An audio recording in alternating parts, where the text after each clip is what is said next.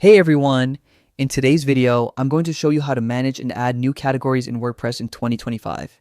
If you want to keep your website organized and make it easier for your readers to navigate, categories are your best friend.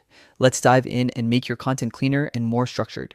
First, open your web browser and head over to wordpress.com. Click on Login and choose the method that works best for you. For this tutorial, we'll continue with Google. It's fast, secure, and convenient if your account is linked. Once logged in, you'll land on your WordPress dashboard, where all the magic happens. On the left-hand menu, find and click on Posts. Here, you'll see all your existing posts. Next, click on Categories. This page shows all the categories currently on your site. Take a moment to review them because these categories are essential for helping both you and your readers find content quickly. Now, let's add a new category. Click on Add New Category and a simple form will appear. The first field is Name. This is where you give your new category a descriptive, relevant title. Then there's Parent Category, which is optional. Use this if you want to create a subcategory under an existing one. Finally, you'll see a Description field.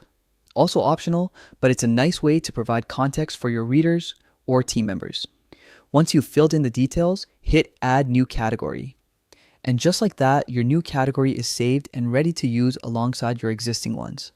With your categories properly set up, your website becomes much easier to navigate, your posts stay organized, and your readers can find exactly what they're looking for without any hassle. Thanks for watching.